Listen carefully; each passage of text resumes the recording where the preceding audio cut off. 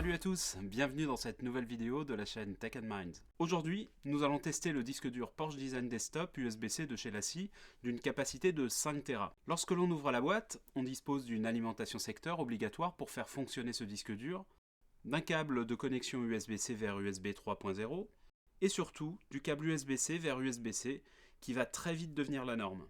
Et évidemment le disque dur, magnifique, imposant, voire surprenant par sa taille et son poids de près de 900 grammes, ce qui est assez lourd pour un disque dur de cette capacité, mais on est chez LaCie et pour ceux qui connaissent le constructeur, on est habitué à cette qualité de construction avec de beaux matériaux, comme ici un boîtier entièrement aluminium.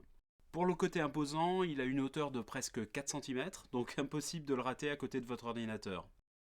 À l'arrière du boîtier, on dispose d'abord d'un voyant de fonctionnement très bizarrement placé là, il aurait été bien mieux placé à l'avant pour des raisons pratiques, donc invisible une fois qu'il est installé.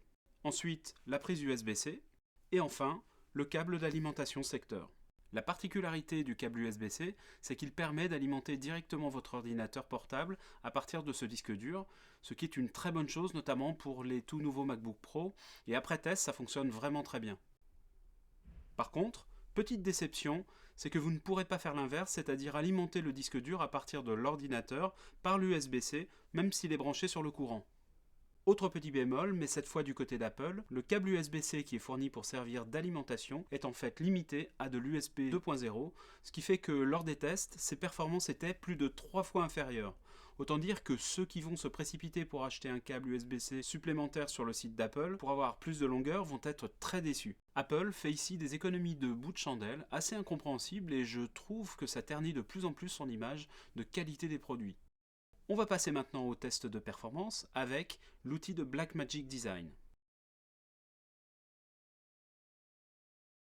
Côté écriture, on est entre 150 et à peu près 165 mégabits seconde. Et côté lecture, on monte en pic jusqu'à peu près 175 mégabits seconde. Alors ce sont des performances plutôt intéressantes et comme vous le voyez sur le tableau, on va pouvoir l'utiliser dans de nombreux cas. Passons maintenant à des tests de transfert de fichiers. Je suis parti d'une archive d'une taille de 1 gigaoctet qui est constituée de plus de 15 000 fichiers de taille très hétérogène.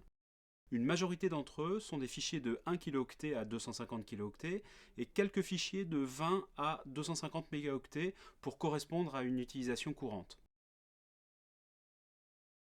Comme vous le voyez, la copie du fichier a mis à peu près 40 secondes. J'ai fait une quinzaine de tests et à chaque fois on a un résultat similaire. Pour conclure, ce LaCie est un disque dur de très bonne facture, solide, plutôt rapide, parfait pour une utilisation quotidienne ou pour du backup. J'espère que cette vidéo vous a plu, n'hésitez pas à mettre un j'aime et me faire part de vos commentaires. A plus, salut!